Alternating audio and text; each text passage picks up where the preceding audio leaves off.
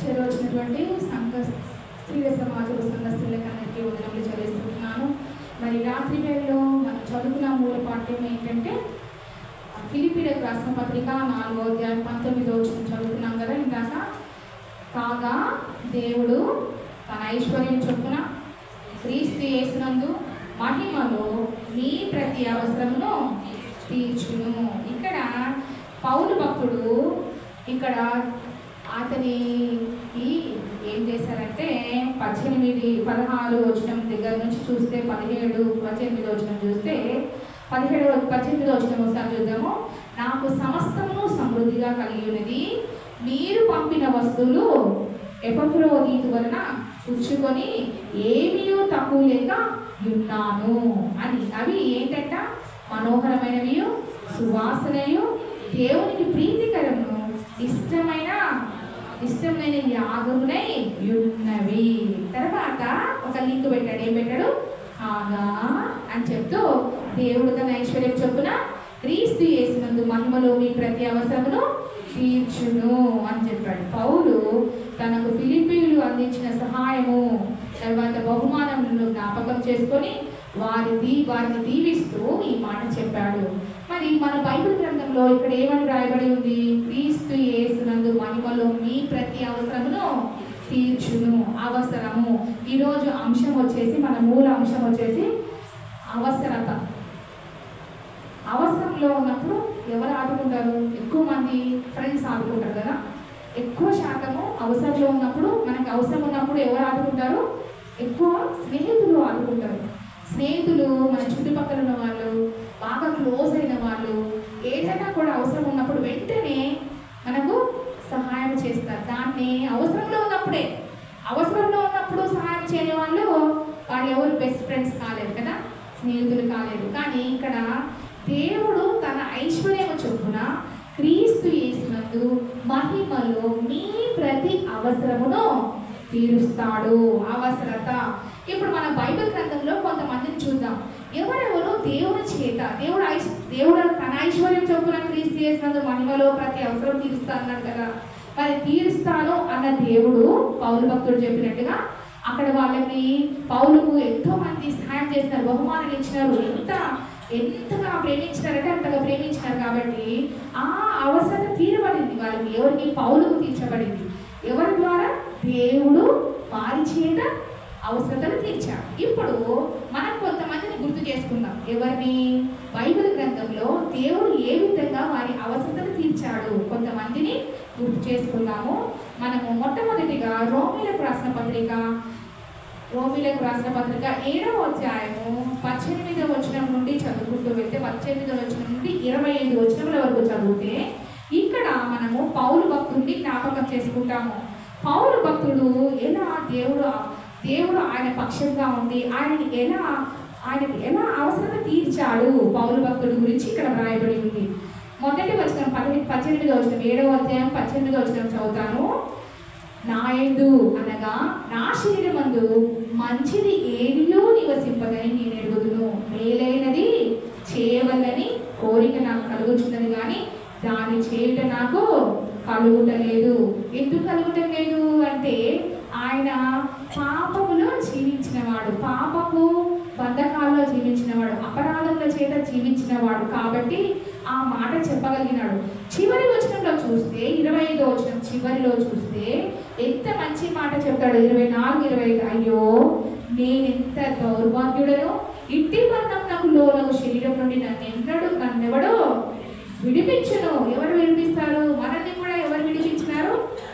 యేసు ప్రభువు విడిపించారు. ఆనాడు పౌలు భక్తుడిని కూడా సౌలుగా ఉన్నప్పుడు దేవుడు ఆయన అపరాధముల నుండి ఆయనను విడిపించాడు. అందుకనే మన ప్రభు అయిన చివరి వచ్చిన మన ప్రభు అయిన యేసుక్రీస్తు ద్వారా దేవునికి కృతజ్ఞతాస్తులు చెల్లించుచున్నాను. కాగా మనస్సు విషయంలో నేను దైవనీయునకును, శరీర విషయంలో పాపనీయునకును దాసుడనే ఉన్నాను. చూడండి, అపరాధముల నుండి విడుదల పొందాడు. ఎవరు? పౌలు భక్తుడు. ఆయనకు దేవుడు ఏ విధంగా అవసరం తీర్చాడంటే నైతిక విలువల చేత, నైతికంగా అంటే మోరల్ సపోర్ట్ ఇచ్చాడు. దేవుడు ఆయనకి ఏమి ఇచ్చాడు? మోరల్ సపోర్ట్ ఇచ్చాడు. నైతిక సపోర్ట్ అంటే నైతిక విడుదల, నైతిక అవసరత తీర్చాడు. నైతిక అవసరత దేవుడు తీర్చాడు. అంటే ఆయన అపరాధముల నుండి విడుదల పొందాడు. ఎవరు? పౌలు భక్తుడు. అందుకోసమే నేను కృతజ్ఞతాస్తులు చెల్లిస్తున్నాను అని ఇంతమంది దేవుడు కృతజ్ఞతాస్తులు చెల్లిస్తున్నాను. ఎందుకు? మనస్సు విషయంలో నేను దైవ నియమమును, శరీర విషయంలో పాప నియమమును దాసుడనే ఉన్నాను. అంటే ఎంత తగ్గిపోయినాడంటే అంత తగ్గిపోయినాడు. దేవుడు తనకు చూపించినటువంటి ఆ ప్రేమను గుర్తు చేసుకుంటున్నాడు. నేను ఎప్పుడైనా మేలే చేస్తాను కానీ కీడు చేయను అని అనుకుంటాడు. ఆ మాట మొట్టమొదటిగా చెప్పాడు 18వ వచనంలో, మేలనేది చేయవలని కోరిక నాకు కలుగుతున్నది కానీ దానిని చేయుట నాకు కలుగుటలేదు. మన లోపల ఒక 2 ఉంటాయి. ఇంతకుముందు చెప్పినాను, 2 kinds of spirits ఉంటాయి అన్నమాట మన లోపల. ఒకటి శరీరము, రెండవది ఆత్మ. ఆత్మ శరీరానికి ఎప్పుడు పోరాటం ఉంటూనే ఉంటుంది. ఎప్పుడు కాన్ఫ్లిక్ట్ ఉంటుంది బిట్వీన్ 2 things. ఏంటి? మన బాడీలో ఏముంది? ఒక సోల్ ఉంది, ప్రాణం అనేది ఉంది. ఆ ప్రాణము దేవుడికి సంబంధించినది.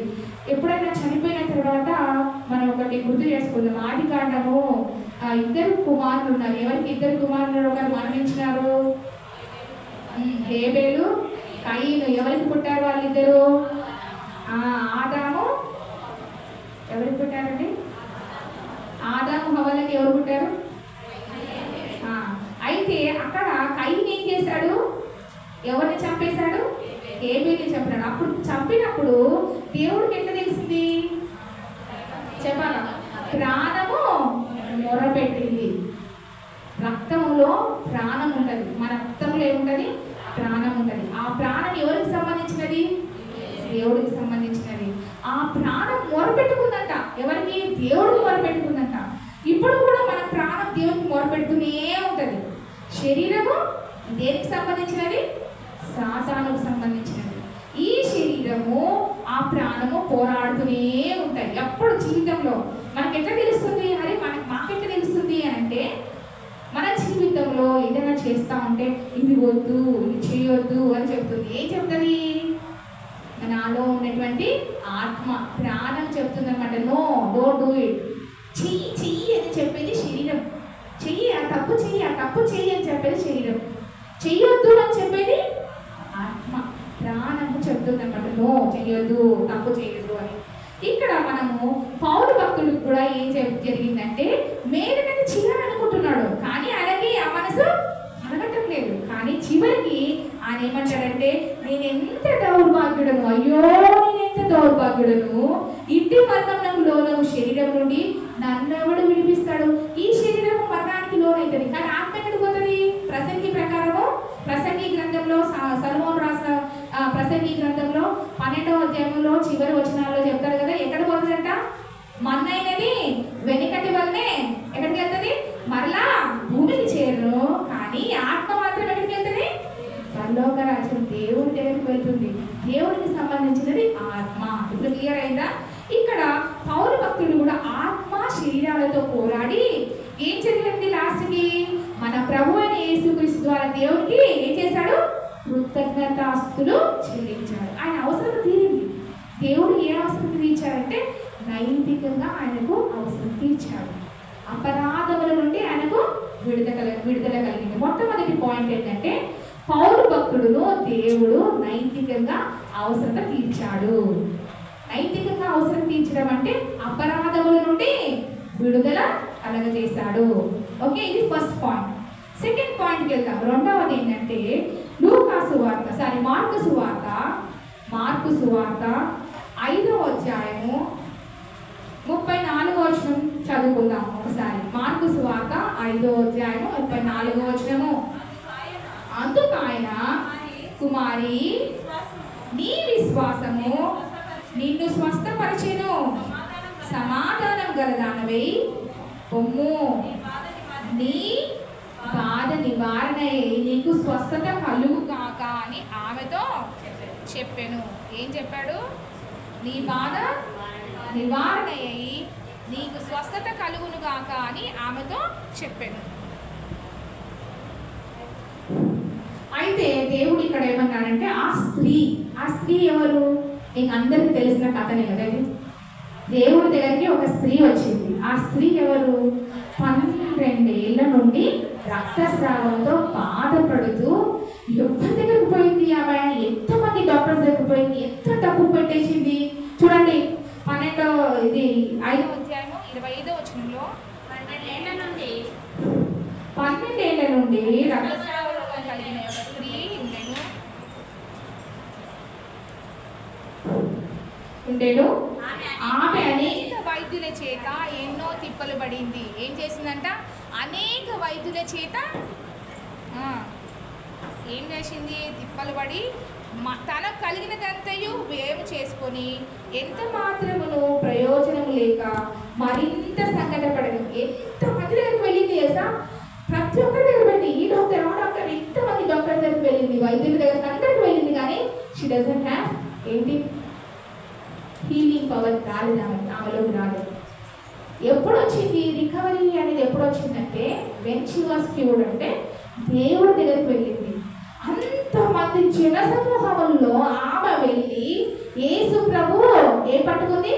వస్త్రము చెంగు పట్టుకుంది, లాస్ట్ ఎడ్జ్ పట్టుకుంది, అంతే. చిన్నగా వెళ్ళి పట్టుకుంది. కానీ దేవుడికి తెలుసు, అంతమందిలో ఉన్నా కూడా దేవుడికి తెలుసు. ఏం తెలుసు? ఆయనలో ఉండి ప్రభావం ఒకటి వెళ్ళిపోయిందంట, పైన వెళ్ళిపోయిందంట. వెళ్ళిపోయేసరికి అప్పుడు దేవుడు జనసమూహంలో శిష్యుల వైపు చూసి ఎవరయ్యా నన్ను ముట్టుకున్నది అంటే ఇంతమంది ఉన్నారు కదా, ఇంతమంది జనసమూహంలో ఎవరు ముట్టామని అడుగుతున్నారంటే పేతురు దేవుడిని అడుగుతాడు. కానీ ఆయనలో ఉండి ప్రభావం పోయింది కాబట్టి ఆమె భయపడుకుంటూ వచ్చింది. ఆ మాట అనేసరికి చూడండి ఆమె ఏం చేసింది? ఇదే అధ్యాయము 5వ అధ్యాయము 32వ వచనంలో చూద్దాము. 33వ వచనం. అప్పుడు ఆ స్త్రీ తనకు జరిగినది ఎరిగి ఏం చేసిందంట? భయపడి వణకుచూ వచ్చి ఆయన ఎదుట సాగిలపడి తన సంగతి అంతయు ఆయనతో చెప్పాను. ఏం చేసిందంట? సంగతి అంతయు ఆయనతో చెప్పింది. ఆమె భయపడిపోయింది, వణికింది, వణుకుచూ వచ్చింది. తర్వాత మళ్ళీ ఆయన ఎదుట సాగిలపడి తన సంగతి అంతయు ఆయనతో చెప్పింది. తనలో ఏ బాధ ఉంది? మొట్టమొదటిగా మన పౌలుకు నైతిక అవసరం దేవుడు తీర్చాడు, ఈమెకు శరీర అవసరం తీర్చాడు. ఏమిచ్చాడు?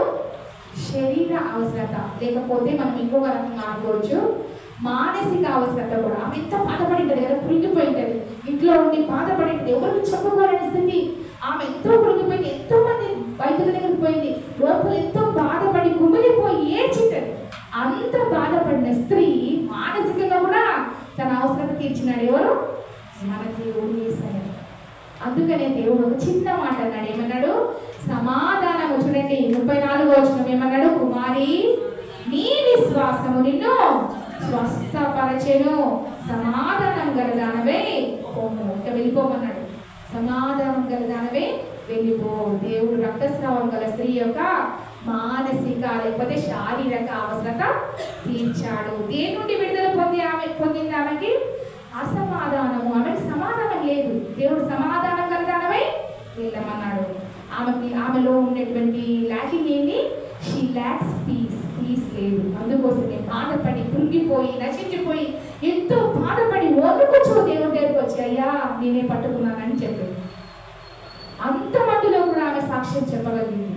అందుకనే మన బైబిల్ గ్రంథంలో ఆమె గురించి రాయబడింది.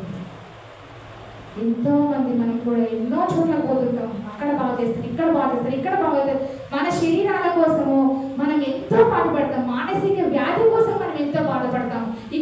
అక్కడ బాగా చేస్తారంటే అక్కడికి వెళ్ళి, ఇక్కడ బాగా చేస్తారంటే ఇంకో చోట బాగా చేస్తారు. ఎన్ని చోట్లకు వెళ్ళినా కూడా ఎక్కడికి వెళ్ళాలి?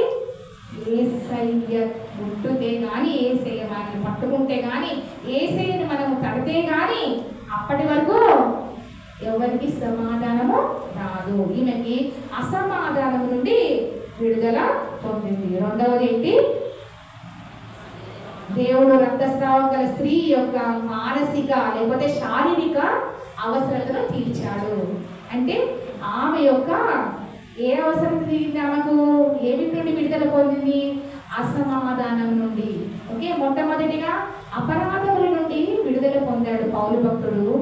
ఇప్పుడు ఈ స్త్రీ 12 ఏళ్ల గల రక్తస్రావంతో బాధపడిన స్త్రీ అసమాధానం నుండి విడుదల పొందింది. 3వదిగా చూద్దాము. లూకాసు వార్త 23వ అధ్యాయము 43వ వచనము. అందుకు ఆయన వానితో, నేడు నీవు నాతో కూడా పరదేశంలో ఉందువని నిశ్చయముగా నీతో చెప్పుచున్నాను. చూడండి, ఇక్కడ కూడా రెండవ దొంగ, యేసు ప్రభుతో పాటు సిలువ వేయబడినటువంటి రెండవ దొంగ. ఇతను ఏం చేశాడు? ముందుగా ఏమని అడిగాడు? 42వ వచనంలో, యేసు నీవు నీ రాజ్యంలోనికి వచ్చినప్పుడు నన్ను జ్ఞాపకం చేసుకోమన్నాడు. వెంటనే దేవుడు సిలువలో ఉంటే దేవుడు ఏం చేశాడు? ఆ దొంగ అవసరత తీర్చాడు. ఏ అవసరం తీర్చాడు? ఆధ్యాత్మిక అవసరత తీర్చాడు. మొట్టమొదటిగా నైతిక అవసరత, రెండవదిగా మానసిక లేకపోతే శారీరక అవసరత, మూడవదిగా ఆధ్యాత్మిక అవసరత. ఇందుకు ఆయన అడిగాడు. ఏమని అడిగాడు? ముందు లైన్లో 41వ వచనంలో ఎంత మంచిగా ఆయన ఒప్పుకున్నాడు. మనకైతే ఇది న్యాయమే, ఆ శిలువ వేయబడ్డ మనకు తగినది, మనం దొంగలము, మనం తప్పు చేసిన వాళ్ళము అని చెప్పేసి ఆ రెండవ దొంగ పశ్చాత్తాపముతో మనకైతే ఇది న్యాయమే, మనం చేసిన వాటికి తగిన ఫలము పొందుచున్నాము. కానీ ఈయన ఏ తప్పిదమో చేయలేదు. మన యేసు ప్రభు గురించి గొప్పగా చెప్పిన వ్యక్తి ఆ దొంగ. కానీ దేవుడు ఏం చేసినాడు? వెంటనే ఆయనకు ఎక్కడిచ్చినాడు? ఆధ్యాత్మిక శక్తి ఇచ్చినాడు, అవసరం తీర్చాడు. ఎక్కడ తీసుకెళ్ళిపోయినాడు? పరదేశం తీసుకెళ్ళిపోయాడు. పరదేశం అంటే తెలుసా మీకు? పరదేశం అంటే మనమందరం కూడా చనిపోయిన తర్వాత ఎక్కడికి వెళ్తాం? పరలోకానికి వెళ్తామా, పరదేశంకి వెళ్తామా? నేడు నీవు నాతో కూడా పరదేశంలో ఉండు అన్నాను కదా. ఇప్పుడు చాలా మంది మన సంఘంలో చనిపోయిన వాళ్ళు ఉంటారు కదా, మన పూర్వీకులు, పెద్దవాళ్ళు. వాళ్ళందరూ ఎక్కడ ఉన్నారు? పరలోక రాజ్యానికి వెళ్ళారా, పరదేశంలో ఉన్నారు?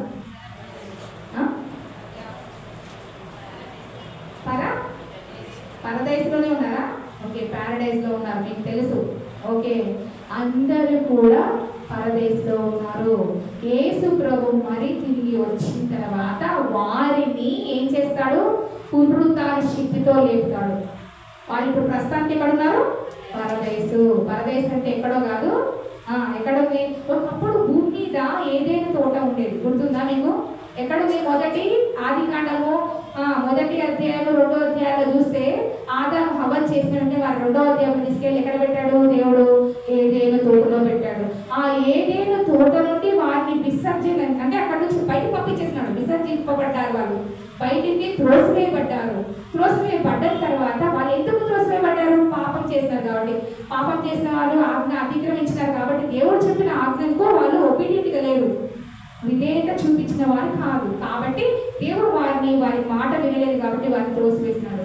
అదే ఈడెన్ గార్డెన్, అదే ఇప్పుడు ప్రస్తుతం పరదేశం అంటారంట. మనకు అనిపించట్లేదు ఈ భూమి మీద, బట్ దేర్ ఈస్ ప్యారడైజ్. దాన్ని ఏమంటారు? కొంతమంది మధ్యాకాశం అంటారు, కొంతమంది దేవుడు మధ్యాకాశానికి వస్తాడు కదా అని తెలుసు కాబట్టి అక్కడ ఉంటారంటారు.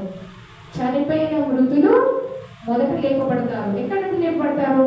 ఈ భూమి మీద నుంచి లేపబడతారా? దే ఆర్ ఫ్రమ్ ప్యారడైజ్ లో ఉన్నారు వాళ్ళు ఆల్రెడీ. వారి ఆత్మ మహిమా శరీరంలోకి మార్చబడుతుంది. మనం కూడా అంతే. ఇక్కడ నుండి మనం రెండవ మరణము పొందడానికి ముందు, రెండవ రాకడికి ముందు యేసు ప్రభు వస్తే అనురెప్ప పాటలోనే, కొరింథీయులకు రాసిన పత్రికలో ఉంటుంది 15వ అధ్యాయంలో, అనురెప్ప పాటలోనే మనము మార్పు చెందబడతాము. ఇప్పుడు మనము క్షయ బీజంలో ఉన్నాము, అక్షయ బీజంలో మార్చబడతాము. క్షయ బీజంగా ఉన్న వాళ్ళం, క్షయం అంటే మనము శరీరంలో ఉన్నాము, ఇది ఏమైతుంది? మట్టికి మన్న అయిపోతుంది కదా, అటువంటిది మనకు అక్షయ బీజంగా చేయబడతాము. దేవుడు మనల్ని కనురెప్ప పాటలోనే ఆయన మహిమా శరీరంతో మనల్ని ఆకాశ మేఘాల మీద కొనుక్కోబడతాము అని బూర ఊదినప్పుడు తెస్సలోనికీయులకు రాసిన పత్రిక 4వ అధ్యాయంలో 15, 14, 15 వచనాలు అవుతుంది. ఎట్లా వెళ్తాము? మేఘాల మీద కొనుక్కోబడతాము. ఇప్పుడు నేను ఎందుకు చెప్పాను ఆ విషయం అంటే, మనము ఏ శరీరంలో ఉన్నాము? ఇప్పుడు బ్రతికిన వాళ్ళము ఈ లోకంలో శరీరంతో ఉన్నాం. అయితే చనిపోయిన వాళ్ళు ఎక్కడున్నారు? పరదేశంలో ఉన్నారు. వెంటనే మోక్షం, స్వర్గం, పరదేశ్ అని తీసుకొచ్చినాడు. చూడండి ఎంత మంచి మాట చెప్పాడు చూడండి. నీవు నాతో కూడా పరదేశంలో ఉండువు. దేవుడు ఆయనకు ఆ దుఃఖకు రెండవ దొంగకు ఏమిచ్చాడు? ఆధ్యాత్మిక అవసరత తీర్చాడు. ఎక్కడ తీసుకెళ్ళిపోయాడు? పరదేశకు తీసుకెళ్ళిపోయాడు. ఆయన చేసిన పాపం ఏంటిది? దొంగ చేసిన పాపం ఏంటి? దొంగలు ఏం చేస్తారు? బండిపోటు దొంగలు, బందిపోటు దొంగలు ఏం చేస్తారమ్మా? బందిపోటు దొంగలు ఏం చేస్తారు? వాళ్ళకి శిక్షని కావడానికి, ఆ శిలువ వేయడానికి కారణం ఏమైంటది? దొంగ అంటేనే దొంగతనం చేస్తారు. కానీ మన యేసు ప్రభు వారితో సమానంగా శిలువ వేయబడి, మరి ఆయన దొంగనా? కాదు. ఆయనకు చూద్దాం, పేతురు రాసిన పత్రికలో చూద్దాము ఆయన ఎట్లాంటి జీవితం జీవించాడు అనేది మన పేతురు రాసిన పత్రికలో మనం చూస్తాం. చూడండి,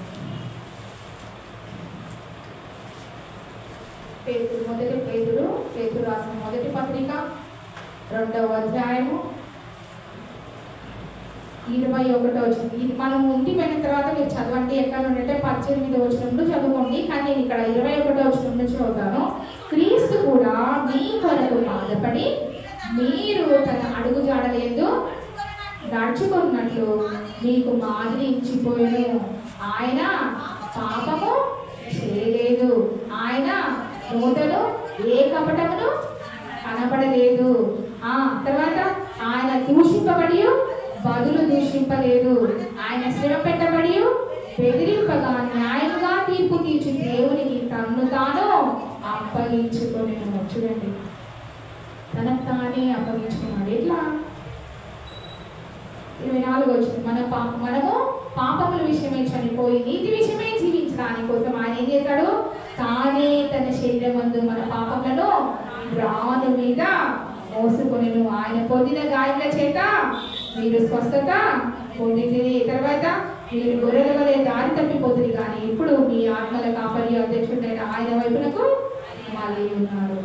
ఆయన నోట ఏ కపటం లేదు, ఆయన దూషింపబడి మళ్ళీ దూషించలేదు. మనమైతే వెంటనే రియాక్ట్ అవుతాం కదా, దూషిస్తే దూషిస్తాం.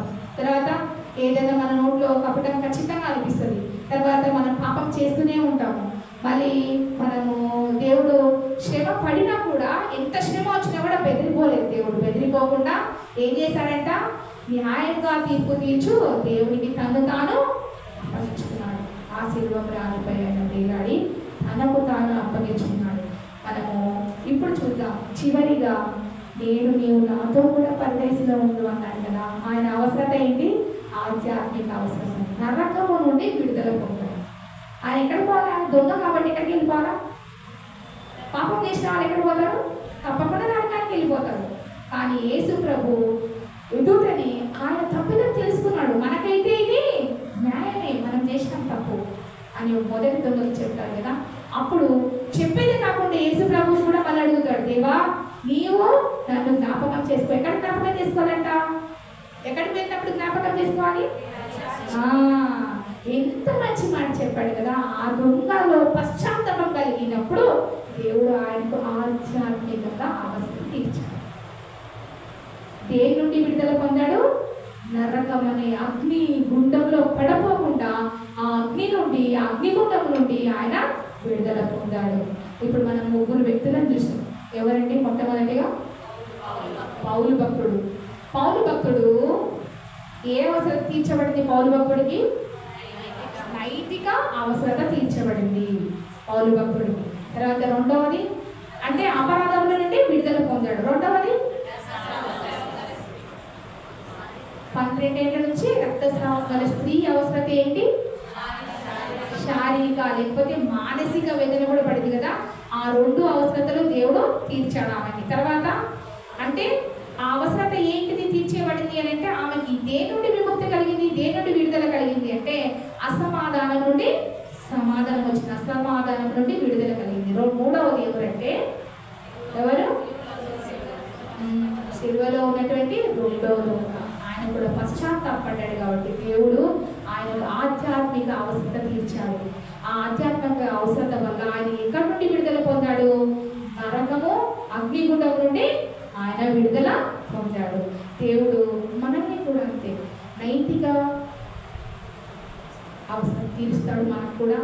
తర్వాత శారీరక మానసిక అవసరం తీరుస్తాడు. అలాగే మనకు ఆధ్యాత్మిక అవసరం కూడా తీరుస్తాడు. దేవుడు మన పట్ల అంత కృప చూపించేవాడు, అంత ప్రేమ చూపించాడు. దేవుడు మనిషిని చేయకమునిపే మనం ఏంటి మన శరీరానికి కావాల్సినటువంటి మొట్టమొదటి అధ్యాయంలో ఆదికాండంలో చూస్తాము. ఆయన మన కోసము చెట్లను, పండ్లను, రకరకాలవి దేవుడు సృజించినాడు. చేప తింటాము కదా, జంతువులను తింటాము, మనకి ఏం కావాలంటే అవన్నీ ఆహారం అన్ని ప్రతి ఒక్కటి సమకూర్చిన తర్వాత మనం నిరూపించబడకముందే ఆయన మన కోసం అవసరతలన్నీ తీర్చాడు. మనకి ఇంకేం కావాలి? మనకి ఇంకా ఏ అవసరతలు కావాలంటే ఈ మూడు కావాలి. నైతిక అవసరత, తర్వాత మానసిక శారీరక అవసరత, అలాగే ఆధ్యాత్మిక అవసరత కావాలి. దేవుడు మళ్ళా తప్పిపోకుండా మళ్ళీ మనిషిని ఏం చేసినాడు? ఆ కల్వరి శిలువలో జ్ఞాపకం చేసుకున్నాడు. ఆ రక్తాన్ని అంతా కార్చాడు, మన కోసం ప్రాణం పెట్టాడు. ప్రాణం పెట్టిన దేవుడు మనకు ఆధ్యాత్మికమైనటువంటి అవసరతలన్నీ తీర్చేశాడు. ఒక్కసారే శిలువలో బలి తీర్చాడు. కాబట్టి నేడు మీరు వింటున్నారు కాబట్టి మీరందరూ కూడా యేసు ప్రభుని ఆశ్రయించాలి. ఏమిటి కోసం ఆశ్రయించాలి?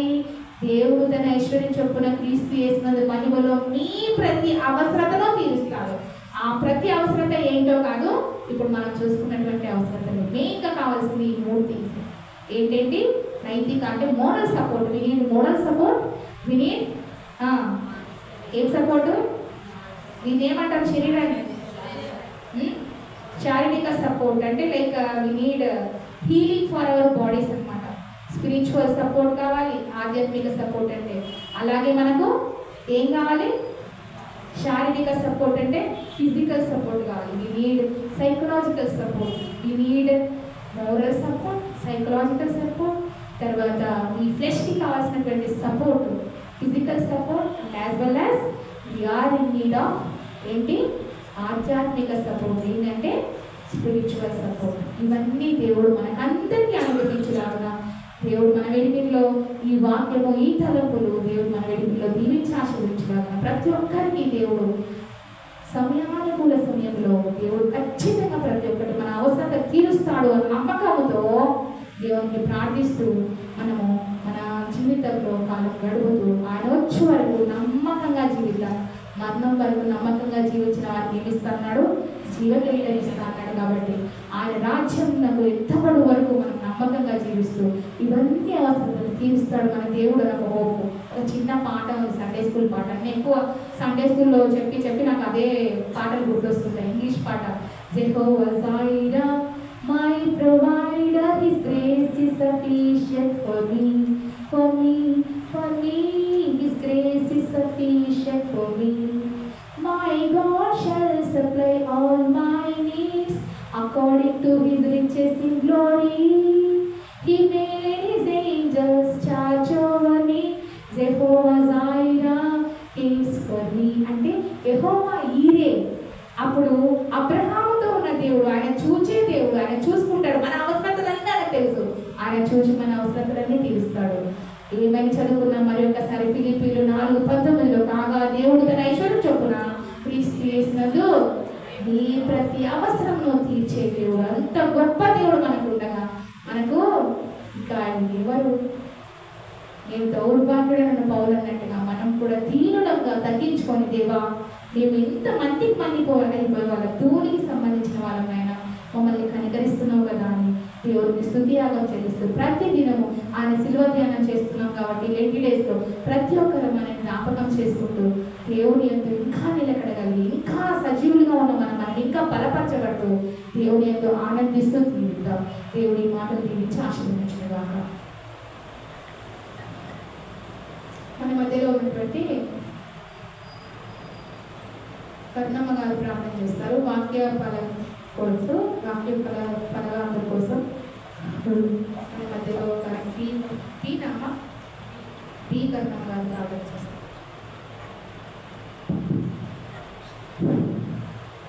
వాక్య ఫలింపు కోసం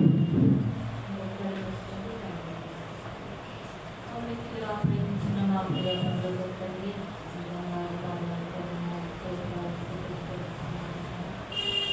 గడిచిన శనివారం నుంచి శనివారం